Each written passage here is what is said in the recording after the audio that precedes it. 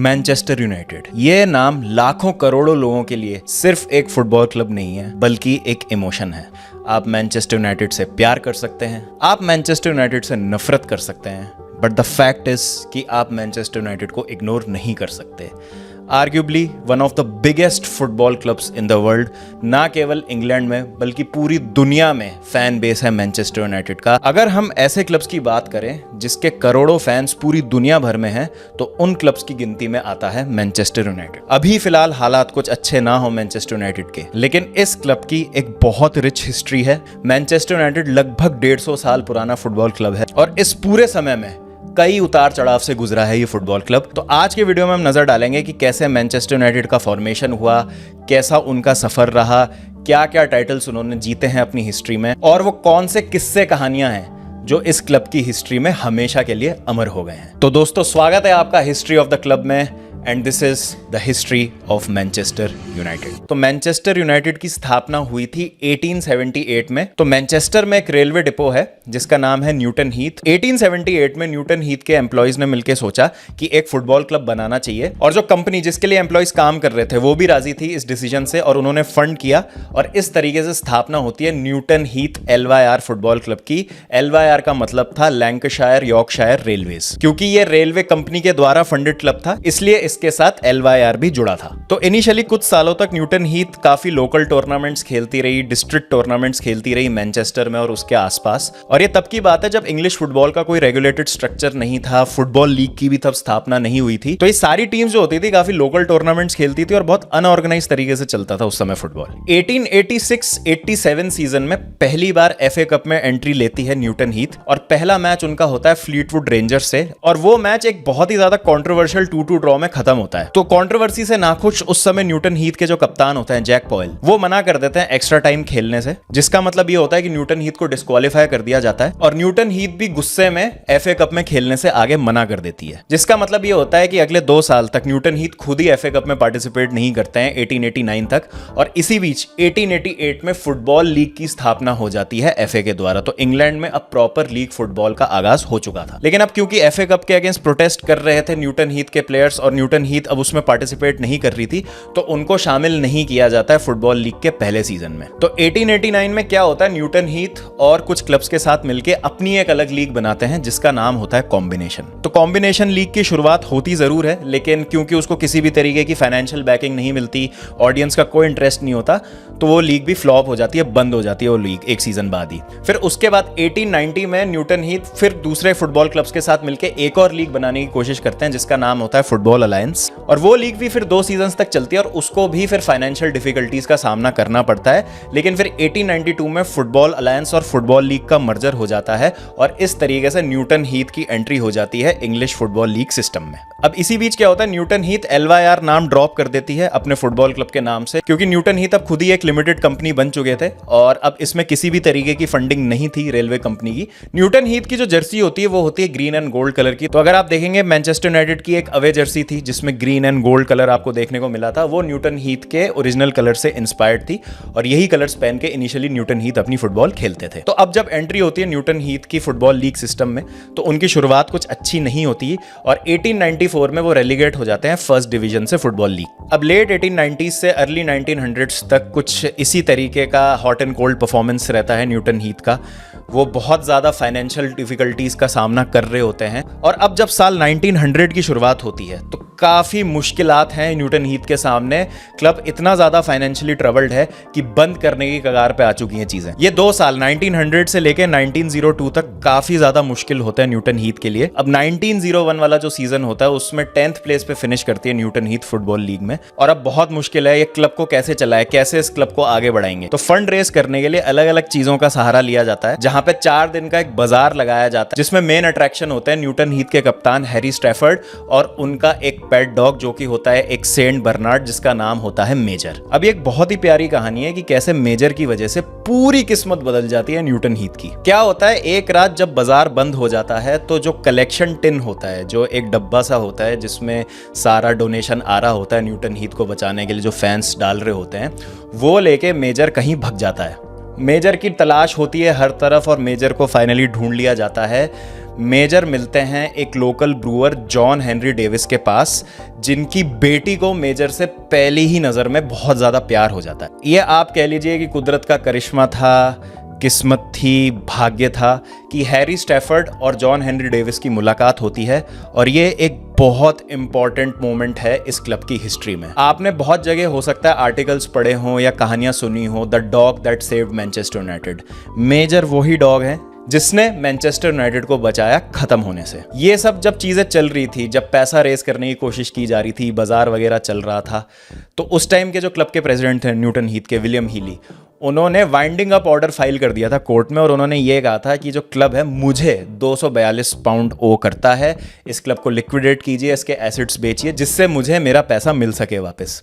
इसी बीच में ये बाजार वगैरह लगता है, हैरी स्टैफर्ड की जॉन हेनरी डेविस से मुलाकात होती है मेजर की वजह से, और John Henry Davis Harry Stafford और कुछ इन्वेस्टर्स के साथ मिलके 2000 पाउंड रेस करते हैं, क्लब को लिक्विडेट होने से बचाते हैं, और 26 अप्रैल 1902 को जब जॉन हेनरी डेविस प्रेसिडेंट बनते हैं नए न्यूटन हीथ के, वो क्लब का नाम चेंज कर देते हैं और न्यूटन हीथ का नाम हो जाता है मैनचेस्टर यूनाइटेड। इस तरीके से मैनचेस्टर यूनाइटेड फुटबॉल क्लब की अब शुरुआत होती है, और जो किट के कलर्स होते हैं, जो ग्रीन एंड गोल्ड यूज कर रही थी न्यूटन हीथ, अब उसको भी चेंज करके रेड एंड व्हाइट कर दिया जाता है, जो आज तक मैनचेस्टर यूनाइटेड अपने होम कलर्स के तौर पर यूज करती है। अब क्योंकि पैसा आ जाता है मैनचेस्टर यूनाइटेड के पास, तो कुछ साइनिंग्स करने में सक्षम रहते हैं, और नेक्स्ट सीजन ही 1902-03 सीजन में अच्छी परफॉर्मेंस रहती है उनकी, और वो सेकंड डिवीजन में 5th फिनिश करते हैं।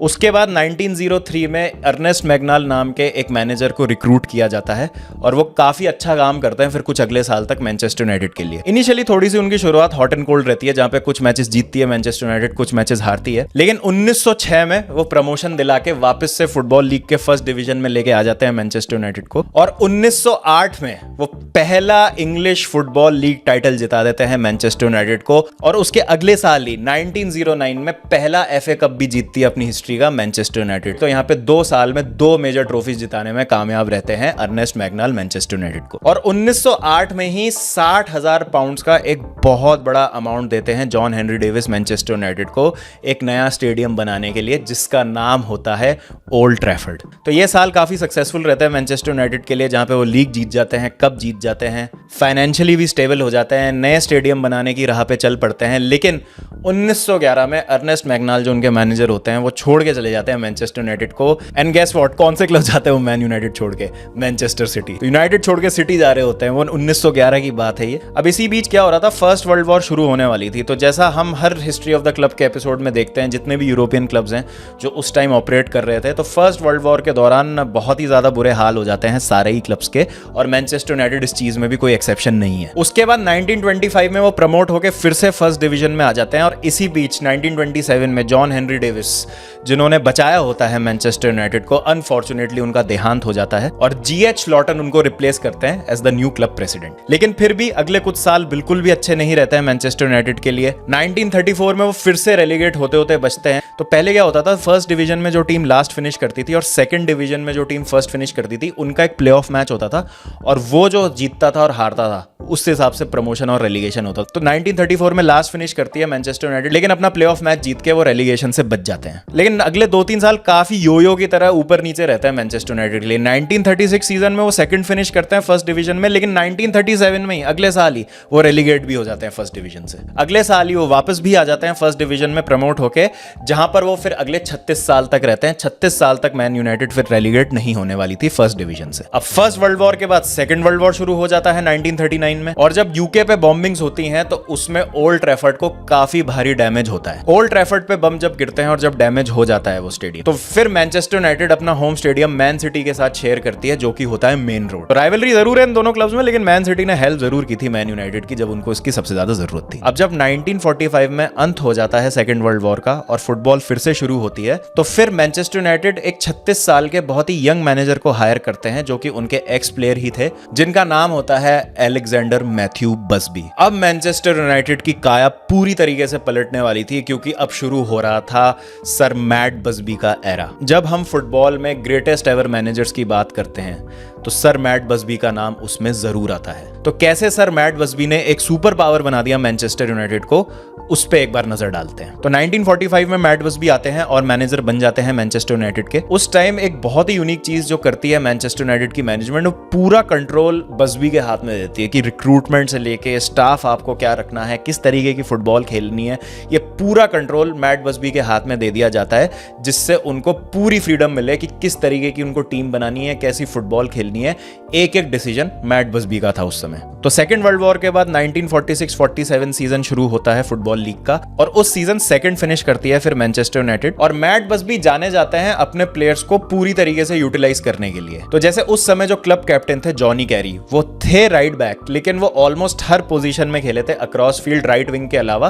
तो उससे पता चल रहा था कि किस तरीके से ड्रिल करते हैं मैट बसबी अपने प्लेयर्स को कि वो हर पोजीशन में सीमलेसली फिट हो जाए और उतनी अच्छे से खेले जो उनकी प्रिफर्ड पोजीशन है। तो अगले 2 सीजन फिर से सेकंड फिनिश करती है मैनचेस्टर यूनाइटेड, और 1948 में पहली ट्रॉफी जीतते हैं मैट बसबी अपनी, जब एफए कप जीतती है मैनचेस्टर यूनाइटेड फिर से। 1949 तक मैनचेस्टर यूनाइटेड अपने होम गेम्स मेन रोड पे खेलती है, जो कि मैन सिटी का होम भी था, और फिर उनकी वापसी हो जाती है ओल्ड ट्रैफर्ड में, जब वो स्टेडियम फिर से रीबिल्ड हो जाता है। तो मैनचेस्टर यूनाइटेड की लीग में कंसिस्टेंट परफॉर्मेंसेज होती हैं, और फिर 1952 में 41 साल लंबा इंतजार खत्म होता है मैनचेस्टर यूनाइटेड का एक लीग टाइटल के लिए, और अपनी हिस्ट्री का तीसरा लीग टाइटल मैनचेस्टर यूनाइटेड जीतती है उस साल। उस सीजन की हाईलाइट ये होती है कि आर्सेनल, जो उस सीजन सेकंड आई थी लीग में, उनको लास्ट डे पे 6-1 की स्कोर लाइन से हराते हैं मैनचेस्टर यूनाइटेड और टाइटल अपने नाम करते हैं। इसी बीच काफी सारी नई साइनिंग्स भी करते हैं मैट बसबी, और जो कुछ प्लेयर्स होते हैं उनको मूव ऑन भी कर दिया जाता है। तो काफी रूथलेस भी थे अपनी डिसीजन मेकिंग में, कि किसी पर्टिकुलर सेट ऑफ प्लेयर्स पे डिपेंडेंट नहीं रहते थे वो, और जब चेंजेस करने की रिक्वायरमेंट होती थी वो जल्दी जल्दी चेंजेस भी करते थे, जिससे टीम को बेनिफिट हो। अब 1938 से कोई फुटबॉल तो खेली जा नहीं रही थी, तो इस बीच में जेम्स गिब्सन करके एक शख्स होते हैं, उनका एक ही काम होता है कि जूनियर लेवल की फुटबॉल को डेवलप किया जाए मैनचेस्टर यूनाइटेड के लिए। और इसका एम यही होता है कि एक टैलेंटेड एकेडमी बनाई जाए, जिससे जब हमको प्लेयर्स की ज़रूरत हो तो हमें बाहर जाके साइनिंग्स के लिए स्ट्रगल ना करना पड़े, और हम अपनी एकेडमी से ही प्लेयर्स को प्रमोट करके लाते रहें, जो कि फिर सीनियर प्लेयर्स को रिप्लेस करते रहेंगे इन ड्यू टाइम। तो इसी के बाद जब मैट बसबी मैनेजर बने, तो उन्होंने इस चीज़ पे नज़र डाली, और उन्होंने देखा कि बहुत ही यंग और टैलेंटेड प्लेयर्स अवेलेबल है मैनचेस्टर यूनाइटेड के पास यूथ लेवल पे। उन्होंने वो प्लेयर्स जिनकी एज हो रही थी उनको बेचना शुरू कर दिया, और इन यंग और यूथ प्लेयर्स को इनकलकेट करना शुरू कर दिया अपनी टीम में। जब नवंबर 1951 में लिवरपूल के अगेंस्ट एक 18 साल के प्लेयर जैकी ब्लैंकफ्लावर और 22 साल के प्लेयर रॉजर बैन ने अपना डेब्यू किया मैनचेस्टर यूनाइटेड के लिए, तो तब से इस टीम का नाम पड़ गया द बसबी बेब्स। 1952-53 सीजन ने बसबी बेब्स टर्म्स को और ज्यादा सॉलिडिफाई कर दिया, जब प्लेयर्स जैसे David Pegg, Dennis Viollet, Duncan Edwards और विल फोक्स जैसे प्लेयर्स ने अपना डेब्यू किया मैनचेस्टर यूनाइटेड के लिए। इन सभी प्लेयर्स की उम्र थी 16 से 21 साल के बीच में। तो काफी अच्छी स्काउटिंग थी उस समय मैनचेस्टर यूनाइटेड की, और यंग और टैलेंटेड प्लेयर्स को मौका दिया जा रहा था एक बहुत ही अर्ली एज में। लिहाजा 1956 में एक और टाइटल जीतती है मैनचेस्टर यूनाइटेड, और यूरोपियन कप में पहली टीम बनते हैं to represent England.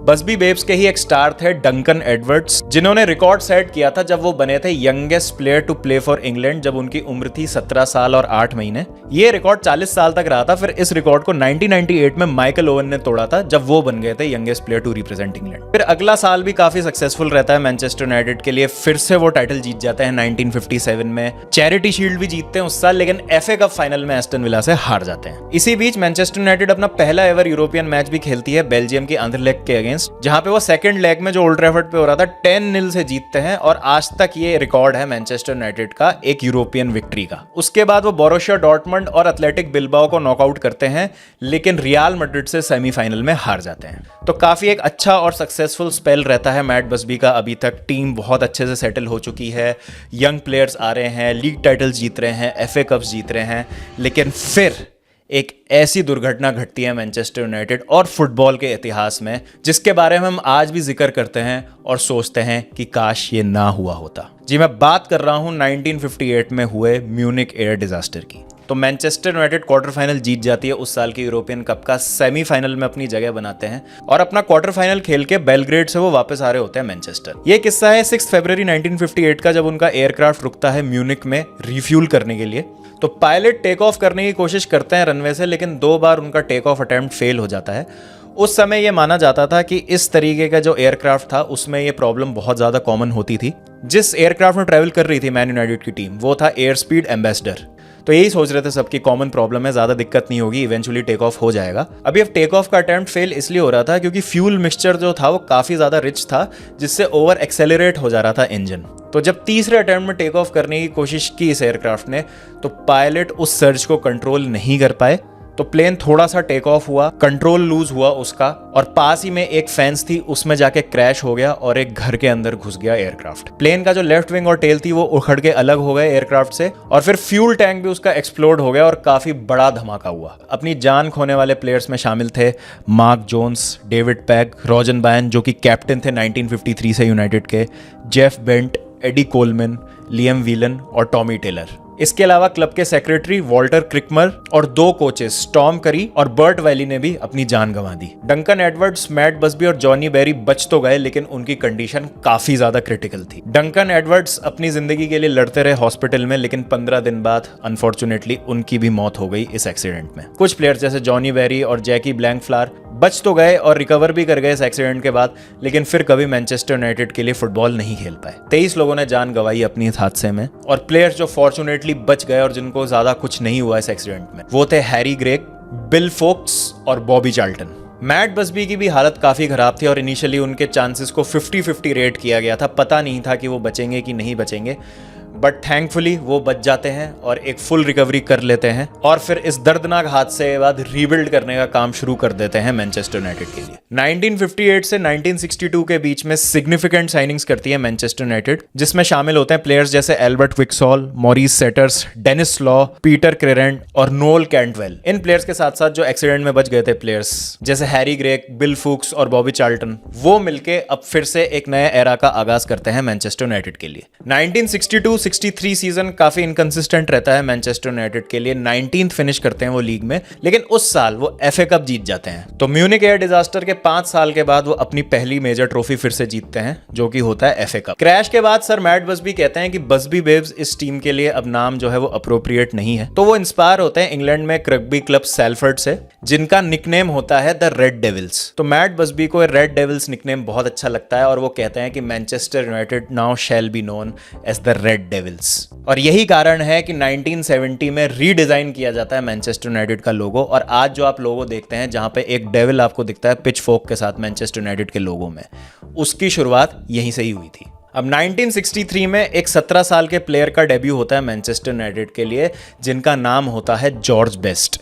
George Best Denis Law और बॉबी चार्ल्टन के साथ बनाते हैं द होली ट्रिनिटी। ये वही होली ट्रिनिटी है 3 मैनचेस्टर यूनाइटेड के लेजेंड्स की, जिनका स्टैचू आपको ओल्ड ट्रैफर्ड के बाहर भी देखने को मिलता है। और ये जो होली ट्रिनिटी होती है 1965 और 1967 में फिर से लीग टाइटल्स जिताने में मदद करती है मैनचेस्टर यूनाइटेड को, और 1967-68 सीजन बहुत ही ज्यादा अच्छा रहता है मैनचेस्टर यूनाइटेड के लिए, जब वो जीतते हैं अपना पहला यूरोपियन कप। 1968 का European cup final Manchester United Benfica को शानदार तरीके से 4-1 की स्कोर लाइन से हराकर जीतती है, जहां पर बॉबी चार्ल्टन 2 गोल स्कोर करते हैं, जॉर्ज बेस्ट 1 गोल स्कोर करते हैं, और चौथा गोल स्कोर करते हैं ब्रायन किड। ये एक बहुत ही अहम माइलस्टोन है मैनचेस्टर यूनाइटेड की हिस्ट्री में, क्योंकि अगर आप इसको देखेंगे कि 1968 में यूरोपियन कप जीता 10 साल के बाद म्यूनिक एयर डिजास्टर के, तो 10 साल के अंदर ही सर मैट बसबी ने इतना ज्यादा अच्छे से रीबिल्ड कर दिया था मैनचेस्टर यूनाइटेड को कि वो ना केवल इंग्लैंड में सक्सेसफुल हो गए थे फिर से, बल्कि उन्होंने यूरोप भी कॉन्कर कर लिया था। इस यूरोपियन कप जीतने के बाद मैट बसबी को नाइट कर दिया गया और सर टाइटल जुड़ गया उनके नाम के आगे, और जब से वो सर मैट बसबी के नाम से जाने लगे। तो 1968 में इंटरकॉन्टिनेंटल कप खेलती है फिर मैनचेस्टर यूनाइटेड इस यूरोपियन कप की जीत के बाद, बट अनफॉर्चुनेटली जीत नहीं पाते हैं उस समय के साउथ अमेरिकन चैंपियन एस्टूडियांतेस दे ला प्लाटा से। वो 2-1 के एग्रीगेट स्कोर पे इंटरकॉन्टिनेंटल कप हार जाते हैं। और सेम सीजन में यूरोपियन कप में भी मैनचेस्टर यूनाइटेड का हार्ट ब्रेक होता है, जब सेमीफाइनल में वो एसी मिलान से नॉकआउट हो जाते हैं। अब उस सीजन के एंड में भी एक जो मेजर चेंज होता है मैनचेस्टर यूनाइटेड में, वो ये होता है कि सर मैट बसबी रिजाइन कर देते हैं फ्रॉम द मैनेजरियल पोस्ट, और अब वो जनरल मैनेजर बनने वाले होते हैं मैनचेस्टर यूनाइटेड के। और जो एक बहुत इंप्रेसिव स्क्वाड उन्होंने असेंबल किया होता है यंग प्लेयर्स का, वो भी अब एज होने लगती है स्क्वाड, जहां पर बहुत सारे प्लेयर्स अपने अर्ली 30s में होते हैं और कुछ प्लेयर्स तो अपने रिटायरमेंट के काफी नजदीक होते हैं। और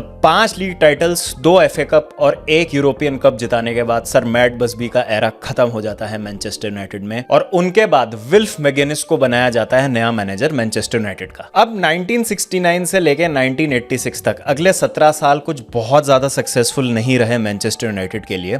थोड़ी सी मैनेजरियल इंस्टेबिलिटी भी हमको देखने को मिली, और इस पूरे समय में एक भी लीग टाइटल नहीं जीत पाई मैनचेस्टर यूनाइटेड, ना ही कोई यूरोपियन कप उन्होंने अपने नाम किया। सर मैट बसबी के जाने के बाद जब विल्फ मैगेनिस बने मैनचेस्टर यूनाइटेड के मैनेजर, तो 1969-1970 सीजन काफी खराब रहता है मैनचेस्टर यूनाइटेड के लिए। 8th फिनिश करते हैं वो लीग में, और उसके बाद स्ट्रगल जारी ही रहता है मैनचेस्टर यूनाइटेड का, और 1.5 साल के बाद विल्फ मैगेनिस को सैक कर दिया जाता है as the Manchester United manager. उसके बाद सर मैट बसबी वापस आते हैं, इंटरिम मैनेजर बनते हैं, वो थोड़े समय के लिए चीजों को संभालने की कोशिश करते हैं। उसके बाद फ्रैंक ओ'फेरल को नया मैनेजर अपॉइंट किया जाता है 1971 में मैनचेस्टर यूनाइटेड का, लेकिन वो भी कुछ खास नहीं कर पाता, और दिसंबर 1972 में फ्रैंक ओ'फेरल को भी सैक कर दिया जाता है। उसके बाद 1972 के बाद टॉमी डॉकर्टी को नया मैनेजर बनाया जाता है मैनचेस्टर यूनाइटेड का, और वो भी चीजों को सुधार नहीं पाते हैं, लेकिन उनको एज अ मैनेजर बैक किया जाता है। लेकिन स्टिल 1974 में फिर से रेलीगेट हो जाती है मैनचेस्टर यूनाइटेड और सेकंड डिवीजन में पहुंच जाती है। तो आप इस चीज को पर्सपेक्टिव में ऐसे देख सकते हैं कि 1968 में जहां पर मैनचेस्टर यूनाइटेड ने यूरोपियन कप जीता था, बस उसके 6 साल बाद ही सर मैट बसबी के जाने के बाद इतनी ज्यादा चीजें इनस्टेबल हो गई, इतनी ज्यादा चीजें खराब हो गई कि रेलीगेट हो गई मैनचेस्टर यूनाइटेड और सेकंड डिवीजन में पहुंच गई। लेकिन डॉकर्टी को बैक करती है मैनचेस्टर यूनाइटेड, और अगले ही सीजन में वो प्रमोशन दिला के फिर से फर्स्ट डिवीजन में ले आते हैं मैनचेस्टर यूनाइटेड को, और ये आखिरी बार था कि हमने मैनचेस्टर यूनाइटेड को फिर सेकंड डिवीजन में देखा था, और उसके बाद से आज तक वो फर्स्ट डिवीजन में ही अपनी फुटबॉल खेल रहे हैं। उसके बाद लीग टाइटल तो नहीं जीत पाती मैनचेस्टर यूनाइटेड, लेकिन कप में उनकी परफॉर्मेंस अच्छी रहती है। तो 1976 के एफए कप के फाइनल में पहुंचती है मैनचेस्टर यूनाइटेड, वहां पे वो हार जाते हैं, लेकिन 1977 में एफए कप जीत जाती है मैनचेस्टर यूनाइटेड। इसी बीच में लेजेंडरी प्लेयर्स जैसे डेनिस लो, बॉबी चार्ल्टन वगैरह भी छोड़ देते हैं मैनचेस्टर यूनाइटेड को, और 1977 में कुछ पर्सनल स्कैंडल के चलते डॉकर्टी को भी सैक कर दिया जाता है। उसके बाद डेव सेक्सटन को बनाया जाता है मैनचेस्टर यूनाइटेड का मैनेजर। वो थोड़ी सी हालात ठीक करते हैं मैनचेस्टर यूनाइटेड के, जहां पे 1979-80 सीजन में सेकंड प्लेस पे फिनिश करते हैं लीग में मैनचेस्टर यूनाइटेड, और 1979 के एफए कप के फाइनल तक भी पहुंचते हैं। लेकिन 4 साल कोई मेजर ट्रॉफी ना जीतने के कारण डेव सेक्सटन को भी 1981 में सैक कर दिया जाता है, और 1981 में फिर हायर किया जाता है रॉन एटकिंसन को। फिर 81 से लेके 86 तक 5 साल मैनेजर रहते हैं रॉन एटकिंसन मैनचेस्टर यूनाइटेड के, जिसमें मैनचेस्टर यूनाइटेड 2 एफए कप जीतती है, बट फिर से एक और मैनेजर असफल रहता है लीग टाइटल जीतने में, लिहाजा उनको भी 1986 में सैक कर दिया जाता है। तो 1967 में अपना आखिरी लीग टाइटल जीता था मैनचेस्टर यूनाइटेड ने, 1968 में अपना एकमात्र यूरोपियन कप जीता था। लगभग 20 साल हो गए थे, 1986 आ चुका है और कोई भी लीग या यूरोपियन टाइटल नहीं जीता है मैनचेस्टर यूनाइटेड ने। तो अब साल आ चुका है 1986, और यहां से एक नए एरा का आगाज होने वाला है मैनचेस्टर यूनाइटेड के लिए, क्योंकि एक नया मैनेजर अब मैनचेस्टर यूनाइटेड यहां पर हायर करने वाली थी, जिनका नाम है एलेक्जेंडर चैपमैन फर्गसन। जी हाँ, सर एलेक्स फर्गसन की एंट्री हो चुकी है मैनचेस्टर यूनाइटेड में, और अब शुरू होगा द फर्गी एरा। 6 नवंबर 1986 को एलेक्स फर्गसन बनते हैं नए मैनेजर मैनचेस्टर यूनाइटेड के, और उनका आते ही पहला काम होता है कि क्लब के यूथ सिस्टम को रिवाइव किया जाए और उससे प्लेयर्स को लेके आया जाए टीम में। तो उनको अपने पहले सीजन में स्टार्ट तो बहुत अच्छी नहीं मिलती है, लेकिन towards the end of the season results improve होते हैं, लेकिन तब भी 11th फिनिश करती है मैनचेस्टर यूनाइटेड। फिर 1987 में अपनी पहली साइनिंग्स करते हैं एलेक्स फर्गसन मैनचेस्टर यूनाइटेड के लिए, जिसमें शामिल होते हैं डिफेंडर विव एंडरसन और स्ट्राइकर ब्रायन मैक्लेयर। तो उस सीजन काफी अच्छा खेलती है मैनचेस्टर यूनाइटेड और सेकंड फिनिश करते हैं लीग में। तो एक सेंस ऑफ ऑप्टिमिज्म आता है फैंस में कि हाँ यार, ये सही मैनेजर आया, ये अच्छा बंदा है, ये हमको अपनी पास ग्लोरी फिर से दिलाएगा। लेकिन उसके अगले ही सीजन 1988-89 में काफी सारी इंजरीज हो जाती है मैनचेस्टर यूनाइटेड को, लिहाजा वो फिर से 11th फिनिश करते हैं, जिसका मतलब ये होता है कि और ज्यादा साइनिंग्स करती है फिर मैनचेस्टर यूनाइटेड, जिसमें शामिल होते हैं प्लेयर्स जैसे नील वेब, माइक फीलन और गैरी पैलेस्टर। 1989-90 सीजन बहुत खराब जा रहा होता है मैनचेस्टर यूनाइटेड के लिए, 13th फिनिश करते हैं वो लीग में, और ये डिसाइड हो जाता है कि एलेक्स फर्गसन को सैक कर दिया जाएगा सीजन के एंड में, बिकॉज उनकी परफॉर्मेंस बहुत ज्यादा खराब रही है लीग में। लेकिन उस सीजन 1990 के एफए कप फाइनल में वो जीत जाते हैं। मैनचेस्टर यूनाइटेड 1990 का एफए कप फाइनल का रीप्ले जीत जाती है क्रिस्टल पैलेस के अगेंस्ट, 1-0 से वो मैच जीत के अपना 7वां एफए कप टाइटल और एलेक्स फर्गसन का पहला टाइटल एज मैनचेस्टर यूनाइटेड जीतते हैं। और इस एफए कप की जीत का मतलब ये होता है कि मैनचेस्टर यूनाइटेड एलेक्स फर्गसन को सैक नहीं करती। तो ये सुना सुना नहीं लगता कि एक मैनेजर है जो सैक होने वाला है, मैनचेस्टर यूनाइटेड नीचे लगी हुई है लीग में, लेकिन एफए कप का फाइनल जीत जाते हैं और उस मैनेजर को एक और सीजन मिल जाता है। क्यों ये चीज मेरे दिमाग में आ रही है, कहां कहाँ सुना है ये हमने? कमेंट सेक्शन में आप बताइए अगर आपको भी ऐसा कुछ दिमाग में आ रहा है। जोक्स अपार्ट, इस एफए कप विन का मतलब ये होता है कि Manchester United European cup winners cup के लिए क्वालिफाई कर जाती है और 1990-91 सीजन में वो यूरोपियन कप विनर्स कप भी जीत जाते हैं। और ये एक बहुत सिग्निफिकेंट माइलस्टोन होता है, ना केवल Manchester United but English football की हिस्ट्री में भी, क्योंकि 5 साल के लिए इंग्लिश टीम्स पे बैन लग गया था यूरोपियन कॉम्पिटिशन में पार्ट लेने के लिए। अगर आपको इस बैन के बारे में और जानना है कि क्यों बैन लगा था इंग्लिश टीम्स में 5 साल के लिए, तो मैं इस पे ऑलरेडी एक वीडियो बना चुका हूं। 1985 का यूरोपियन कप का फाइनल हुआ था लिवरपूल और यूवेंटस के बीच में हेजल स्टेडियम ब्रसल्स बेल्जियम में, और उस मैच के दौरान भी एक दुर्घटना घटी थी जिसको कहा जाता है हेजल स्टेडियम डिजास्टर। तो आप इस वीडियो को चेकआउट कर सकते हैं, तो आपको इसके बारे में और जानकारी मिल जाएगी कि क्यों 5 साल का बैन लग गया था इंग्लिश टीम्स पे यूरोपियन कॉम्पिटिशंस में पार्ट लेने के लिए। यूरोपियन कप विनर्स कप जीतने के बाद एक मोमेंटम पकड़ लेते हैं एलेक्स फर्ग्यूसन, और मैनचेस्टर यूनाइटेड लीग में भी अच्छा परफॉर्म करने लगती है। 1991-92 सीजन अच्छा रहता है मैनचेस्टर यूनाइटेड के लिए लीग में। एक यहाँ पे हमको यंग इमर्जिंग प्लेयर दिखते हैं जो कि बहुत ज्यादा टैलेंटेड होते हैं, उनका नाम होता है रायन गिग्स। बहुत ही शानदार सीजन रहता है उनका। सेकंड फिनिश करती है मैनचेस्टर यूनाइटेड लीग में, फर्स्ट आती है लीड्स यूनाइटेड, और रायन गिग्स को सीजन के एंड में PFA young player of the year का अवार्ड भी दिया जाता है। अब शुरू हो चुका था साल 1992 और शुरुआत हो चुकी थी प्रीमियर लीग एरा की। फुटबॉल लीग को रीब्रांड कर दिया गया था और उसका नाम रख दिया गया था प्रीमियर लीग। तो प्रीमियर लीग का पहला सीजन अब शुरू हो चुका था, और एक चीज जो आइडेंटिफाई की थी एलेक्स फर्ग्यूसन ने कि पिछले सीजन वो गोल्स बहुत ज्यादा स्कोर नहीं कर पा रहे थे, तो उनको एक स्ट्राइकर की तलाश थी 1992 सीजन की शुरुआत में, और वो चाह रहे थे एक टैलेंटेड स्ट्राइकर जिनका नाम था एलन शीरर, उनको साइन करना साउथहैम्पटन से। लेकिन वो उनको साइन करने में नाकामयाब रहते हैं क्योंकि ब्लैकबर्न रोवर्स उनको साइन कर लेती है। केनी डलग्लिश उनको कन्विंस कर लेते हैं कि ब्लैकबर्न रोवर्स आपके लिए सही क्लब है। तो फिर मैनचेस्टर यूनाइटेड एक दूसरा स्ट्राइकर लेके आते हैं जिनका नाम होता है डियॉन डबलिन, उनको कैम्ब्रिज यूनाइटेड से साइन किया जाता है। एक अच्छी शुरुआत नहीं होती है मैनचेस्टर यूनाइटेड की उस सीजन, और डियॉन डबलिन भी अनफॉर्चुनेटली अपना पैर तुड़वा बैठते हैं एक मैच के दौरान, और पूरे सीजन के लिए वो बाहर हो जाते हैं। तो अब मैनचेस्टर यूनाइटेड का स्टार्ट अच्छा नहीं हुआ है, उनको एक स्ट्राइकर की दरकार है, तो क्या करें? तो मैनचेस्टर यूनाइटेड उस सीजन के लीड्स यूनाइटेड के स्ट्राइकर को साइन करती है जिन्होंने मदद की होती है लीड्स यूनाइटेड के पिछले सीजन उनको लीग जिताने में। 1.1 मिलियन की फी पे की जाती है और एक फ्रेंच स्ट्राइकर को लाया जाता है ओल्ड ट्रैफर्ड जिनका नाम होता है एरिक कैंटोना। और एकदम रूप ही बदल जाता है कैंटोना के आने के बाद मैनचेस्टर यूनाइटेड का, जिसका मतलब ये होता है कि एक खराब शुरुआत के बावजूद काफी अच्छा रिसर्जेंस होता है उस सीजन, और 26 साल के बाद 1993 में फाइनली मैनचेस्टर यूनाइटेड एक और लीग टाइटल जीत जाती है और पहला प्रीमियर लीग टाइटल जीतने वाली टीम भी बनती है मैनचेस्टर यूनाइटेड। अब उसके अगले सीजन की शुरुआत में यानी 1993 में अब वक्त आ गया था कि कंसोलिडेट करना था मैनचेस्टर यूनाइटेड को अपनी परफॉर्मेंस पे और अपने प्रीमियर लीग टाइटल विन पे। तो उस सीजन की समर ट्रांसफर विंडो में Manchester United British transfer fee का रिकॉर्ड तोड़ती है 3.75 मिलियन की फी पे करके, जो कि आज के हिसाब से काफी कम लगती है, लेकिन उस टाइम 1993 के समर में ये रिकॉर्ड फी थी ब्रिटिश फुटबॉल में। और नॉटिंघम फॉरेस्ट से एक आयरिश फुटबॉलर को खरीदा जाता है जिसका नाम होता है रॉय कीन। फिर इस सीजन की शुरुआत भी बहुत ज्यादा स्ट्रॉन्ग होती है मैनचेस्टर यूनाइटेड की, काफी सक्सेसफुल रहता है ये सीजन भी मैनचेस्टर यूनाइटेड के लिए। Back to back league title जीतती है मैनचेस्टर यूनाइटेड। ये वही सीजन है जहां पर एरिक कैंटोना एक फैन को कुंफू किक मारते हैं और बैन हो जाते हैं, लेकिन वो तब भी उस season as the top scorer finish करते हैं प्रीमियर लीग में, और उसके साथ साथ PFA player of the year का टाइटल भी वही जीतते हैं। उसके बाद उसी सीजन में ही 1994 के एफए कप फाइनल में मैनचेस्टर यूनाइटेड चेल्सी को 4-0 से हराती है फाइनल में अनफॉर्चुनेटली, और एक हिस्टोरिक डबल कंप्लीट करते हैं वो, जहां पर वो सेम सीजन में प्रीमियर लीग भी जीतते हैं और एफए कप भी जीतते हैं। उसके बाद अगले सीजन 94-95 सीजन में कुछ की प्लेयर्स छोड़ के जाते हैं मैनचेस्टर यूनाइटेड को। इसी बीच में एरिक कैंटोना की भी बातें चल रही होती हैं कि शायद वो भी छोड़ के जा सकते हैं मैन यूनाइटेड को, लेकिन अल्टीमेटली वो एक कॉन्ट्रैक्ट एक्सटेंशन साइन कर लेते हैं। इसी बीच जनवरी 1995 में फिर से ब्रिटिश ट्रांसफर फी का रिकॉर्ड तोड़ती है मैनचेस्टर यूनाइटेड और 7 मिलियन में एंडी कोल को लाया जाता है, और एंडी कोल भी एक बहुत इंपॉर्टेंट रोल प्ले करते हैं मैनचेस्टर यूनाइटेड के लिए आगे आने वाले सालों में। ऑल्दो इस सीजन थोड़ा सा स्ट्रगल करती है लीग में Manchester United bye there standards, क्योंकि अब स्टैंडर्ड्स बहुत ज्यादा हाई सेट कर दिए उन्होंने।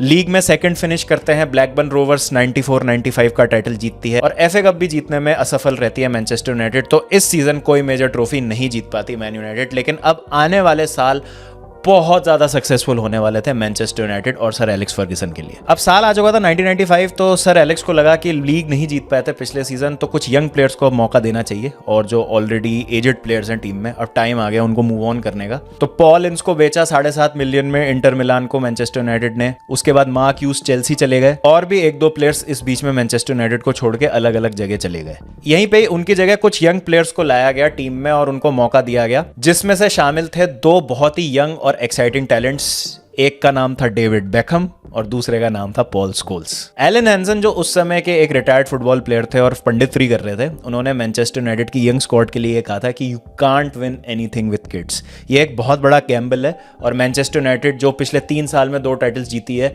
उनको रिलाय नहीं करना चाहिए इतने यंग टैलेंट्स पे, और उनको एक्सपीरियंस प्लेयर्स की जरूरत है, बिकॉज उनको नहीं लगता कि मैनचेस्टर यूनाइटेड यहाँ से कोई भी लीग टाइटल या कोई भी बड़ी ट्रॉफी जीत पाएगी। अगेन सीजन की शुरुआत कुछ डामाडोल रहती है यूनाइटेड के लिए। एस्टन विला से हार जाते हैं वो अपना एक मैच शुरू में ही, लेकिन एरिक कैंटोना उस सीजन भी काफी जबरदस्त फॉर्म में होते हैं। David Beckham, Paul Scholes, Ryan Giggs, Roy Keane, ये सारे प्लेयर्स मिलके एक बहुत अच्छी टीम बनाते हैं मैनचेस्टर यूनाइटेड की। एक काफी क्लोज टाइटल रेस होती है, और मार्च में मैनचेस्टर यूनाइटेड फिर से टेबल के टॉप पे पहुंच जाती है, और लास्ट डे पे सीजन के 1995-96 सीजन का प्रीमियर लीग टाइटल अपने नाम कर लेते हैं। यानी कि वो पिछले 4 सीजन में तीसरा प्रीमियर लीग टाइटल अपने जीत जाते हैं, और उस सीजन वो एफए कप भी जीत जाते हैं, तो यानी फिर से एक और डबल जीत जाते हैं। अब 1996 की शुरुआत हो चुकी थी, और यूनाइटेड अब कोशिश करती है एलन शीरर को ब्लैकबर्न रोवर से साइन करने के लिए, लेकिन फिर से यूनाइटेड असफल रहती है एलन शीरर को साइन करने में। वो न्यूकासल यूनाइटेड ज्वाइन कर लेते हैं।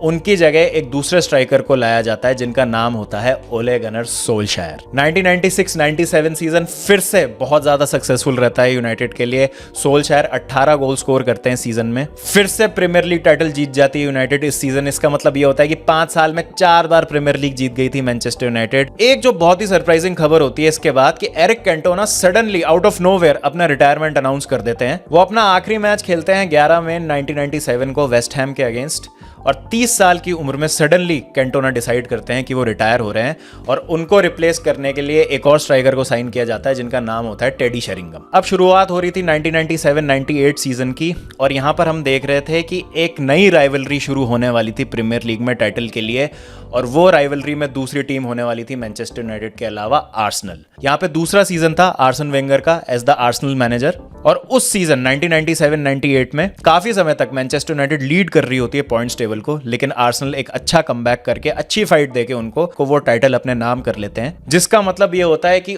और ज्यादा रूथलेसनेस दिखने वाली थी मैनचेस्टर यूनाइटेड की साइनिंग में। फिर से ट्रांसफर रिकॉर्ड को तोड़ा जाता है और याप स्टाम को लाया जाता है मैनचेस्टर यूनाइटेड। उसके अलावा ड्वाइट यॉर्क और जेस्पर ब्लॉमक्विस्ट को भी साइन करती है यूनाइटेड। तो ये एक थीम रहा था सर एलेक्स फर्ग्यूसन का कि यंग प्लेयर्स को मौका देना है, जो प्लेयर्स एजेड हो रहे हैं उनको मूव ऑन करना है और उनको तुरंत रिप्लेस कर देना है यंग और एक्साइटिंग प्लेयर्स के साथ, या उन प्लेयर्स के साथ जो उस समय बहुत बढ़िया फुटबॉल खेल रहे थे कहीं और। इस सीजन के एंड में भी हमने देखा कि कुछ वेटरन प्लेयर्स को जाने दिया, जैसे ब्रायन मिकलेयर और गैरी पैलिस्टर, और फिर से मैनचेस्टर यूनाइटेड का स्क्वाड रिजुविनेट हो चुका था, और अब शुरुआत हो रही थी मैनचेस्टर यूनाइटेड की हिस्ट्री के सबसे सक्सेसफुल सीजन की। जी मैं बात कर रहा हूं 1998-99 सीजन की, जहां पर मैनचेस्टर यूनाइटेड ने जीता अपना इकलौता ट्रेबल। इस सीजन उन्होंने तीनों मेजर ट्रॉफीज जीती, प्रीमियर लीग, एफए कप और यूएफए चैंपियंस लीग। दिसंबर में एक लीग मैच में 3-2 की स्कोर लाइन से हार गई थी मिडलसब्रो से मैनचेस्टर यूनाइटेड, लेकिन उसके बाद एक 33 मैच की अनबीटन स्ट्रीक पे गई in all competition man United उस सीजन। अगर इस सीजन की डिटेल में और कहानियों में जाया जाए तो एक डेडिकेटेड वीडियो बन सकता है, क्योंकि इतनी अमेजिंग चीजें की थी मैनचेस्टर यूनाइटेड ने। बहुत सारे कमबैक्स किए, रेजिलियंस दिखाई अपनी, और कई बार ऐसा लग रहा था कि अब तो हार ही गई है मैनचेस्टर यूनाइटेड। उन सिचुएशन से कमबैक कर करके उन्होंने एक बहुत ही हिस्टोरिक ट्रेबल जीता था। एफए कप और प्रीमियर लीग तो जीती गई थी मैनचेस्टर यूनाइटेड, लेकिन जो सबसे हिस्टोरिक चीज है जिसकी हमको बात करनी होगी वो है उनकी बहुत ही अमेजिंग विक्ट्री 99 के चैंपियंस लीग फाइनल में, जब उन्होंने बायर्न म्यूनिख को हराया था और स्टॉपेज टाइम में सेकंड हाफ के 2 गोल स्कोर किए थे। 90 मिनट के बाद एडिट टाइम चल रहा था, जहां पर टेडी शेरिंगम पहले इक्वलाइजर स्कोर करते हैं मैनचेस्टर यूनाइटेड के लिए, 1-1 स्कोर हो जाता है। उसके थोड़ी देर के बाद एक और कॉर्नर मिलता है मैन यूनाइटेड को, डेविड बेकहम अंदर डिलीवर करते हैं क्रॉस, शेरिंगम के पैर में बॉल आती है और सोल्शायर उसको फिनिश करके एक बहुत ही अनबिलीवेबल तरीके से चैंपियंस लीग का फाइनल जिता देते हैं मैनचेस्टर यूनाइटेड को। बायर्न म्यूनिख के दिल टूट जाते हैं और अपना हिस्टोरिक ट्रेबल, इकलौता ट्रेबल आज तक की अपनी हिस्ट्री का मैनचेस्टर यूनाइटेड उस दिन पूरा कर लेती है। तो इस शानदार ट्रेबल की जीत के बाद एलेक्स फर्ग्यूसन को नाइटहुड दिया जाता है और इसके बाद फिर पूरी दुनिया उनको सर एलेक्स फर्ग्यूसन के नाम से जानने लगती है। चैंपियंस लीग जीतने के वर्च्यू से अगले सीजन के एक फीफा क्लब वर्ल्ड कप में, जो कि पहली बार खेला जा रहा होता है, उसके लिए क्वालिफाई करती है मैनचेस्टर यूनाइटेड। उसको प्रायोरिटाइज करते हैं वो एफए कप के ऊपर, लेकिन अनफॉर्चुनेटली क्लब वर्ल्ड कप जीतने में वो नाकामयाब रहते हैं। लेकिन प्रीमियर लीग में उनकी परफॉर्मेंस शानदार रहती है और 18 पॉइंट की लीड के साथ वो फिर से अपना एक और प्रीमियर लीग टाइटल जीत जाते हैं। उसके अगले सीजन फिर से हमको मैनचेस्टर यूनाइटेड का एक डोमिनेशन देखने को मिलता है। अब यहाँ पर आर्सेनल और मैन यूनाइटेड की राइवलरी फुल स्विंग में शुरू हो चुकी है। आर्सन वेंगर की Arsenal versus sir Alex Fergusson की मैनचेस्टर यूनाइटेड। तो नेक्स्ट सीजन भी 2000-2001 सीजन भी काफी डोमिनेंट रहता है मैनचेस्टर यूनाइटेड के लिए, जहां पर वो अपने क्लोजेस्ट राइवल्स आर्सेनल को 6-1 की स्कोर लाइन से हराते हैं प्रीमियर लीग में। और इसी के साथ मैनचेस्टर यूनाइटेड अपना पहला थ्री-पीट कंपीट करती है, यानी 3 लगातार प्रीमियर लीग टाइटल्स वो जीतते हैं। 2001 सीजन खत्म होता है, समर ट्रांसफर विंडो आती है और रूड वैन निस्टेलरॉय को साइन किया जाता है, जो कि फिर एक प्रोलिफिक गोल स्कोरर बनते हैं आने वाले टाइम में मैनचेस्टर यूनाइटेड के लिए। लेकिन अगला सीजन 2001-2002 सीजन कुछ अच्छा नहीं रहता है मैनचेस्टर यूनाइटेड के लिए। काफी अरसे बाद मैनचेस्टर यूनाइटेड ट्रॉफीलेस रहती है उस सीजन। प्रीमियर लीग आर्सेनल जीत जाती है और एफए कप और चैंपियंस लीग में भी काफी जल्दी बाहर हो जाती है मैनचेस्टर यूनाइटेड। तो कप कॉम्पिटिशंस में भी कुछ खास कर नहीं पाते वो। सर एलेक्स फर्ग्यूसन हिंट देते हैं कि शायद वो रिटायर हो जाएंगे मैनेजमेंट से इस सीजन के बाद, लेकिन वो डिसाइड करते हैं कि वो रुकेंगे और ज्यादा ट्रॉफीज जिताने में मदद करेंगे मैनचेस्टर यूनाइटेड। उसके बाद 2002 में रियो फर्डिनेंड को साइन किया जाता है लीड्स यूनाइटेड से, और वो भी एक रिकॉर्ड साइनिंग होती है मैनचेस्टर यूनाइटेड के लिए। और ट्रॉफी लेस रहने के बाद नेक्स्ट सीजन फिर से 2002-2003 में हम देखते हैं कि Manchester United Premier League title जीत जाती है। और यहां पर अब इंग्लिश फुटबॉल में मैनचेस्टर यूनाइटेड का डोमिनेशन पूरी तरीके से छा चुका है। पिछले 11 साल में 8 प्रीमियर लीग टाइटल जीत चुकी है मैनचेस्टर यूनाइटेड, और सर एलेक्स फर्ग्यूसन स्टैब्लिश हो चुके हैं as one of the best coaches in world football. एक खास बात और थी 2002-2003 सीजन की इस प्रीमियर लीग विन में कि मार्च जब शुरू हुआ था तो 8 पॉइंट पीछे थी मैनचेस्टर यूनाइटेड आर्सेनल से, और वहां से उन्होंने इस पॉइंट के गैप को कवर करके टाइटल जीता था काफी ड्रामेटिक फैशन में। तो मैनचेस्टर यूनाइटेड से टाइटल जीतना बहुत ज्यादा मुश्किल था। तो आर्सेनल ने जो 2 टाइटल जीते थे अभी तक मैनचेस्टर यूनाइटेड से, वो काफी ज्यादा रिमार्केबल परफॉर्मेंस थी गिवन द फैक्ट कि मैनचेस्टर यूनाइटेड और सर एलेक्स फर्ग्यूसन कितने ज्यादा रूथलेस थे। उसके बाद 2003-2004 सीजन की शुरुआत हो रही होती है और खबर आती है मैनचेस्टर यूनाइटेड से कि डेविड बेकहम और सर एलेक्स फर्ग्यूसन के बीच में कुछ लड़ाई झगड़ा हो गया है, जिसके कारण डेविड बेकहम को रियल मैड्रिड बेच दिया जाता है, जो कि उस समय उनके स्टार प्लेयर थे। और ये सीजन एक बहुत ही ज्यादा ऐतिहासिक सीजन होने वाला था, ना केवल मैनचेस्टर यूनाइटेड की हिस्ट्री में बल्कि फुटबॉल की हिस्ट्री में, क्योंकि 2003 में 12 मिलियन की फी पे करके स्पोर्टिंग लिस्बन से एक बहुत ही यंग और एक्साइटिंग विंगर को साइन करके लेके आते हैं ओल्ड ट्रैफर्ड, जिनका नाम होता है क्रिस्टियानो रोनाल्डो। ये वो साल था जब हमने क्रिस्टियानो रोनाल्डो को पहली बार प्रीमियर लीग में और मैनचेस्टर यूनाइटेड के लिए खेलते हुए देखा। लेकिन अब प्रीमियर लीग के डायनेमिक्स काफी चेंज होने वाले थे। मैनचेस्टर यूनाइटेड के पास एक बहुत अच्छा स्क्वाड तो था ही, जहां पे काफी यंग प्लेयर्स थे जैसे वेन रूनी, क्रिस्टियानो रोनाल्डो। आगे जाके हम देखेंगे कि और भी एक्साइटिंग टैलेंट्स को साइन करेगी मैनचेस्टर यूनाइटेड। कुछ प्लेयर्स अपनी प्राइम में भी थे उस समय। लेकिन अब प्रीमियर लीग में एंट्री हो चुकी थी रोमन अब्रामोविच की, जो खरीद लेते हैं केन बेट्स से चेल्सी फुटबॉल क्लब को। तो जो अब 2 हॉर्स टाइटल रेस थी आर्सेनल और मैनचेस्टर यूनाइटेड के बीच में, अब वो 3 हॉर्स टाइटल रेस बन गई थी। अब चेल्सी भी आ चुकी थी टाइटल रेस के मिक्स में। तो 2003-04 सीजन बहुत अच्छा नहीं रहता है मैनचेस्टर यूनाइटेड के लिए in terms of the premier league, और ये ऐतिहासिक सीजन इसलिए है क्योंकि यहां पर आर्सेनल लीग जीतती है और वो ऐसा करते हैं बिना कोई मैच हारे पूरे सीजन में। जी हां, जो इनविंसिबल्स का टैग मिलता है आर्सेनल को, वो इसी सीजन के बाद मिला था, जहां पर उन्होंने 38 मैच खेले थे प्रीमियर लीग में, 12 मैच ड्रॉ हुए थे, 26 विक्ट्रीज थी, कोई भी मैच उन्होंने हारा नहीं था। और सेकंड उस सीजन आई थी चेल्सी, क्योंकि रोमन अब्रामोविच की फाइनेंशियल बैकिंग से चेल्सी को फायदा होने लगा था, जिसका मतलब यह था कि 3rd फिनिश किया था मैनचेस्टर यूनाइटेड ने उस सीजन। एफए कप जरूर जीतते हैं मैनचेस्टर यूनाइटेड उस सीजन, लेकिन लीग में उनका परफॉर्मेंस उनके स्टैंडर्ड्स के मुताबिक अच्छा नहीं रहता है। और अब शुरू होने वाला था 2004-2005 सीजन। यहां पर आ जाते हैं जोसे मरीनियो। 3 एलीट मैनेजर्स आ चुके थे प्रीमियर लीग में। जोसे मरीनियो पिछले ही सीजन पोर्टो से चैंपियंस लीग जीते होते हैं, चेल्सी उनको हायर करती है, और अब हमको दिखने वाला था Arsene Wenger versus Jose Mourinho versus sir Alex Ferguson. Jose Mourinho आते हैं और एक रिकॉर्ड पॉइंट्स टैली के साथ चेल्सी को पहले ही सीजन में टाइटल जिता देते हैं, जहां पर चेल्सी के 95 पॉइंट्स होते हैं। आर्सेनल और मैनचेस्टर यूनाइटेड दोनों का डोमिनेशन खत्म होता है प्रीमियर लीग में और बैक टू बैक 2 टाइटल्स यहां पर चेल्सी जीतती है। मैनचेस्टर यूनाइटेड इन 2 सीजन्स में प्रीमियर लीग टाइटल जीतने में असफल रहते हैं, लेकिन ऐसा नहीं था कि बिल्कुल ट्रॉफीलेस रहते हैं। 2006 में लीग कप जीतते हैं मैनचेस्टर यूनाइटेड, लेकिन अब प्रीमियर लीग जीते उनको 3 सीजन्स हो चुके थे और ऐसा काफी अरसे तक नहीं हुआ था मैनचेस्टर यूनाइटेड के साथ, स्पेशली जब से सर एलेक्स फर्ग्यूसन उनके मैनेजर बने थे। तो आर्सेनल इनविंसिबल्स होकर टाइटल जीत गई, चेल्सी ने लगातार 2 प्रीमियर लीग टाइटल जीत लिए। इस बीच में डेविड बेकहम को भी खो दिया मैनचेस्टर यूनाइटेड ने, रॉय कीन भी छोड़ के चले जाते हैं, थोड़ा सा एक इंस्टेबिलिटी का स्पेल आता है इन टर्म्स ऑफ प्लेयर्स एंड उनके एक्सपीरियंस। तो ऐसा सबको लग रहा था कि शायद अब सर एलेक्स फर्ग्यूसन और मैनचेस्टर यूनाइटेड का डोमिनेशन वैसा नहीं रहेगा जैसा पहले, जहां पर वो हर साल या हर दूसरे साल टाइटल जीतते थे। 3-पीट भी ऑलरेडी कर चुके हैं। क्या अब मैनचेस्टर यूनाइटेड उसी तरीके से टाइटल्स जीत पाएगी या नहीं, एक बहुत बड़ा डाउट होने लगा था। लेकिन जैसा हमने देखा है मैनचेस्टर यूनाइटेड और सर एलेक्स फर्ग्यूसन के अंडर स्पेशली जब जब मैनचेस्टर यूनाइटेड डाउन होती है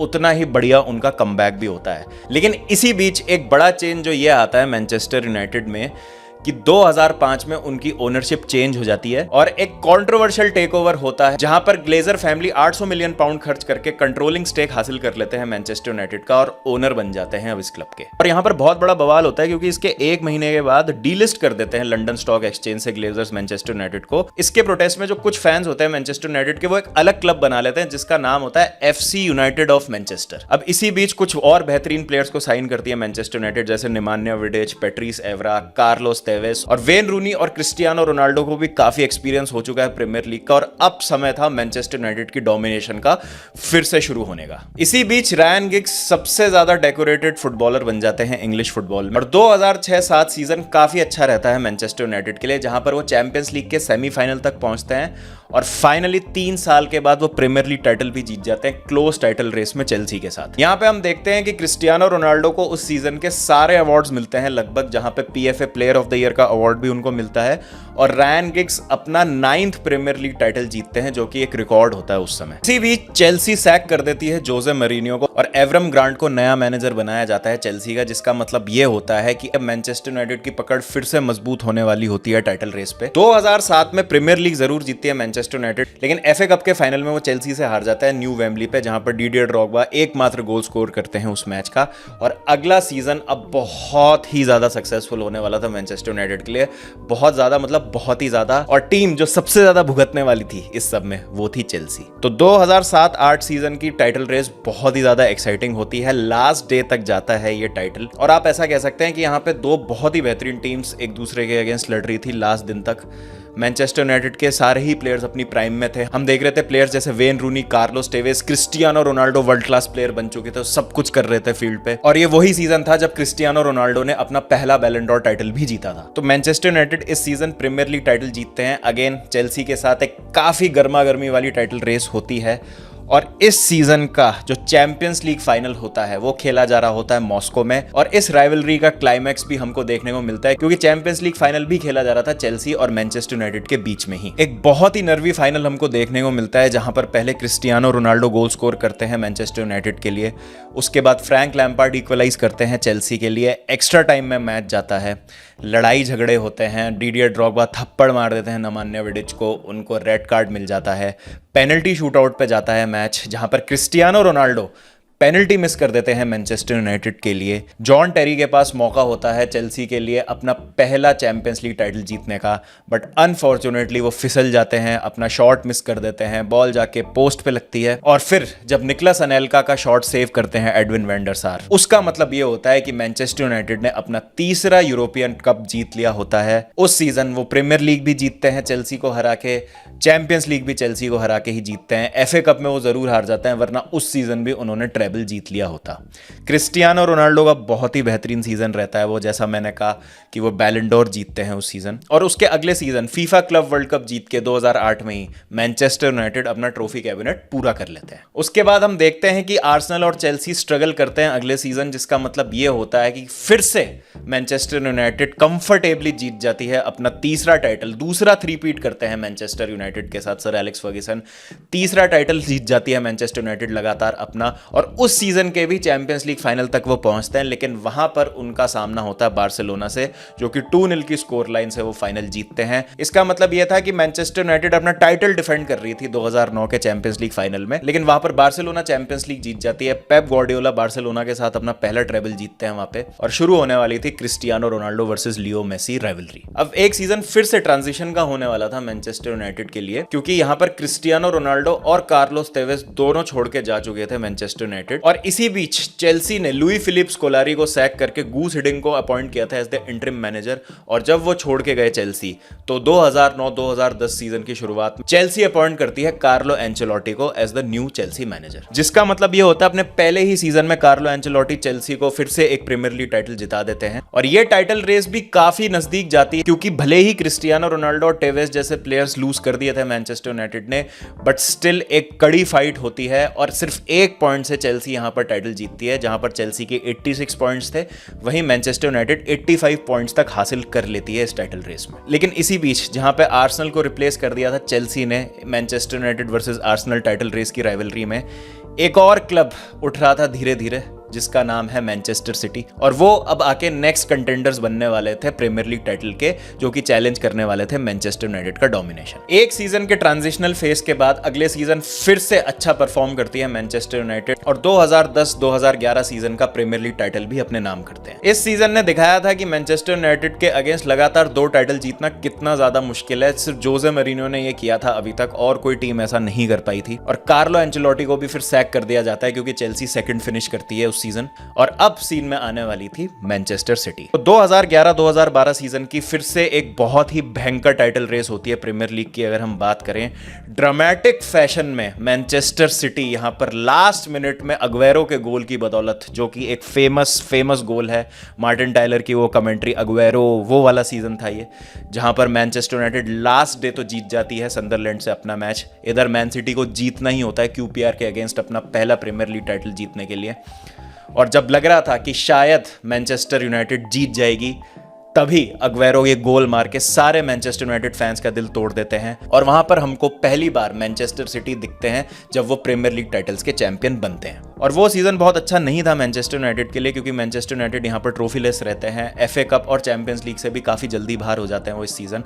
तो ऐसा लग भी रहा था कि क्या मैनचेस्टर यूनाइटेड फिर से कमबैक कर पाएगी, मैन सिटी का यहाँ पे राइज हो रहा है। चेल्सी ने चैंपियंस लीग जीत ली थी इस सीजन 2012 में, उसके बाद आर्सेनल हमेशा चैलेंज करती थी टॉप 4 प्लेसेस के लिए, लिवरपूल भी कभी कभी सरप्राइज कर देती थी। तो क्या मैनचेस्टर यूनाइटेड यहां पर टिक पाएगी? और सर एलेक्स फर्ग्यूसन ने भी जाहिर कर दिया था कि वो अब ज्यादा टाइम तक मैनेजर नहीं रहने वाले हैं मैन यूनाइटेड के। अब शुरू हो रहा था 2012-2013 सीजन, और अगर आप मेरी राय में पूछेंगे तो ये मेरे ख्याल से सबसे ज्यादा इंप्रेसिव टाइटल विन है मैनचेस्टर यूनाइटेड की, क्योंकि अगर आप स्क्वाड पर एक बार नजर डालेंगे तो आपको भी लगेगा कि कैसे इस स्क्वाड से सर एलेक्स फर्ग्यूसन ने मैनचेस्टर यूनाइटेड को टाइटल जिता दिया। पिछले सीजन एक बहुत ही यंग डेविड डहेया को एटलेटिको मैड्रिड से साइन किया जाता है, और वो गोलकीपर बनते हैं, वेंडर सार को सक्सीड करते हैं। उसके बाद अगर हम डिफेंडर्स की बात करें, जैसे पेट्रिस एवरा, निमान्या विडिच, रियो फर्डिनेंड, कोई भी अपनी प्राइम में नहीं था।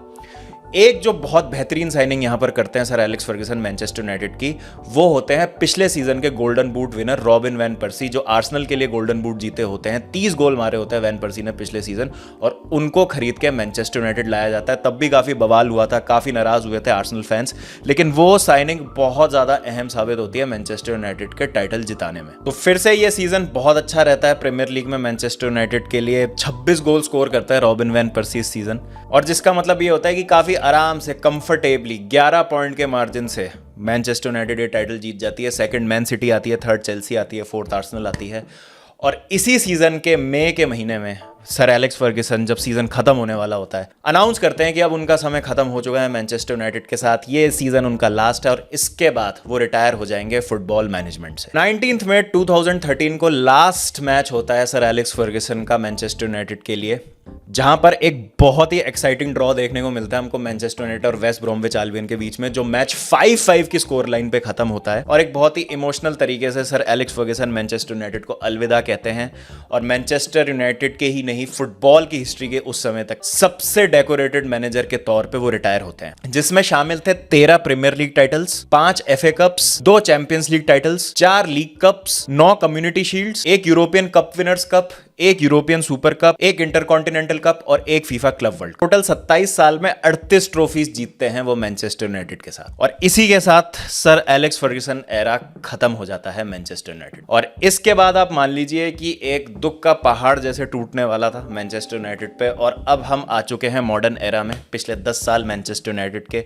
जो आप सबके सामने हैं। सर एलेक्स फर्ग्यूसन के बाद डेविड मॉयस कोच बनते हैं मैनचेस्टर यूनाइटेड के, उनके बाद लुई वैन हाल को लाया जाता है, जोसे मरीनियो आते हैं, ओले गनर सोल्शायर आते हैं, माइकल कैरिक, राल्फ रैगनिक, बीच में डेविड मॉयस को जब सैक किया था तो रायन गिग्स भी बने थे उनके केयरटेकर मैनेजर उस सीजन, और अभी करंटली उनके मैनेजर है एरिक टेन हाग। लेकिन किसी भी मैनेजर ने नोवेयर क्लोज टू वो सक्सेस रेप्लिकेट की है जो सर एलेक्स फर्ग्यूसन ने किया था मैनचेस्टर यूनाइटेड के साथ। तो इसी बीच एक अपडेट आया है कि ये वीडियो बनाते बनाते एरिक टेन हाग को सैक कर दिया है मैनचेस्टर यूनाइटेड ने।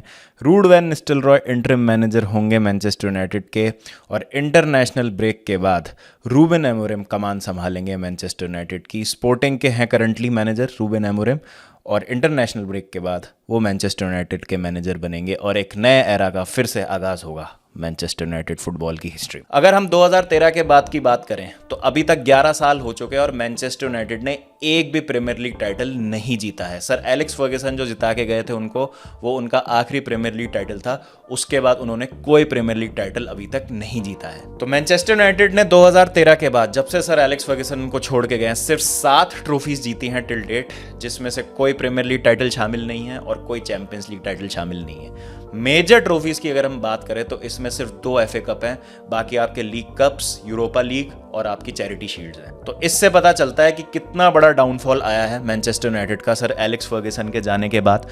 एक डेडिकेटेड वीडियो बन सकता है 1 घंटे का सिर्फ इन पिछले 10 सालों पे कि क्या क्या गलतियां हुई, क्या मैनेजरियल चेंजेस में गलतियां हुई, रिक्रूटमेंट में क्या क्या गलतियां हुई, किस तरीके से ग्लेजर्स ने बिल्कुल ध्यान नहीं दिया है मैनचेस्टर यूनाइटेड पे। रोनाल्डो आए इस बीच में, रोनाल्डो चले गए, वो सारा पियर्स मॉर्गन वाला ड्रामा, एरिक टेन हाग की करंट सिचुएशन, जोसे मरीनियो का मीडिया को एड्रेस करना, ओले गनर सोल्शायर का वो फेज बीच में। लेकिन ऐसा कुछ नहीं है जो हम कह सकते हैं कि हाँ ग्लोरीफाई करता है मैनचेस्टर यूनाइटेड का अचीवमेंट जो हमको पिछले 10 साल में उनसे देखने को मिला है। अभी रिसेंटली एक न्यूज आई है कि मैनचेस्टर यूनाइटेड जो एक $multi-million पे आउट करती थी सर एलेक्स फर्ग्यूसन को इवन आफ्टर हिज रिटायरमेंट, उसको भी उन्होंने डिसकंटिन्यू कर दिया है, जो मेरे ख्याल से एक काफी गलत डिसीजन है। बिकॉज आप एक ऐसे क्लब के सर्वेंट को जिन्होंने इतना कुछ किया इस क्लब के लिए, ऐसे उनको डिसरिस्पेक्ट नहीं कर सकते।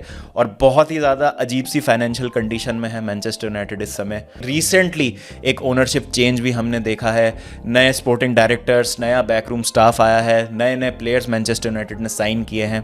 ऐसा लग रहा है कि जो रॉड था उसको क्लियर आउट कर दिया है, लेकिन करंटली एरिक टेन हाग काफ़ी स्ट्रगल कर रहे हैं। तो जैसा हमने देखा था कि अपने इनिशियल फेज में भी सर एलेक्स फर्ग्यूसन जिस सीजन 13 फिनिश किए थे प्रीमियर लीग में, उस सीजन उन्होंने FA कप जीत के अपनी जॉब बचाई थी और फिर वहां से टर्न अराउंड हो गया था मैनचेस्टर यूनाइटेड का। तो क्या टेन हाग ऐसा कुछ कर सकते हैं? लोल नहीं। But this in a nutshell is the history of Manchester United. I know ये वीडियो बहुत लंबा हो गया है, बट ये वीडियो लंबा होना ही था बिकॉज हर फेज में, हर दौर में मैनचेस्टर यूनाइटेड के बारे में बहुत सारी कहानियां हैं जिसको हम बयां कर सकते हैं। हर सीजन अपने आप में एक वीडियो डिजर्व करता है। अगर मैं चाहूँ तो 1998-99 सीजन पे एक बहुत बेहतरीन डॉक्यूमेंट्री बना सकते हैं। एंडी गोल की हमने बात नहीं करी जब उन्होंने रिकॉर्ड बनाया था 34 गोल स्कोर करने का एक सीजन में। बहुत सारी चीज़ें हैं जिनको मैंने डिटेल में एक्सप्लेन नहीं किया है, but this is what this club is all about. इतनी ज़्यादा रिच हिस्ट्री, इतने ज़्यादा कहानी, इतने ज़्यादा किस्से, लेकिन अनफॉर्चुनेटली हमारे पास इतना ही टाइम है। नहीं तो ये वीडियो 3 घंटे 4 घंटे का हो जाता अगर हम एक एक चीज़ में इन डेप्थ जाते। आई एम प्रिटी श्योर मैंने कई सारी चीज़ें मिस यहाँ पर करी हैं। कुछ प्लेयर्स के नाम मिस किए हैं, उनके टेलिंग कॉन्ट्रीब्यूशंस मिस किए हैं, कुछ किस्से कहानियाँ मिस की हैं। 2012-13 सीजन जैसे मैंने कहा बहुत ही इंप्रेसिव प्रीमियर लीग विक्ट्री है मैनचेस्टर यूनाइटेड की, उस पर हम और डिटेल में बात कर सकते हैं। लेकिन जैसा मैंने कहा कि समय की पाबंदी के कारण बस एक समराइज वर्जन मैं आपके सामने पेश कर रहा हूं। तो this is the history of Manchester United, the entire history of Manchester United. I guess पूरा शुरू से लेके कैसे क्लब का इंसेप्शन हुआ, न्यूटन हीथ से कैसे मैनचेस्टर यूनाइटेड बना, वॉर के दौरान मैनचेस्टर यूनाइटेड के क्या हाल रहे, सर मैट बसबी का contribution, Busby Babes, Munich air disaster, उसके बाद एक लंबा इंतजार लीग टाइटल विन का, सर एलेक्स फर्ग्यूसन का पूरा एरा, और अभी हम हैं करंट मैनचेस्टर यूनाइटेड के एरा में। तो कैसा लगा आपको ये video, please do let me know in the comment section. अगर अच्छा लगा हुआ वीडियो तो प्लीज़ चैनल को सब्सक्राइब कीजिए, बेल आइकन दबाइए, नोटिफिकेशंस आपको मिल जाएंगे। लाइक कीजिए इस वीडियो को, शेयर कीजिए ये वीडियो अपने मैनचेस्टर यूनाइटेड फैंस के साथ, और नेक्स्ट आप कौन से क्लब का हिस्ट्री देखना चाहते हैं वो भी बताइए मुझे कमेंट सेक्शन में। चलिए फिर मिलते हैं आपसे जल्दी, जब तक ध्यान रखिए अपना, टेक केयर एंड पीस।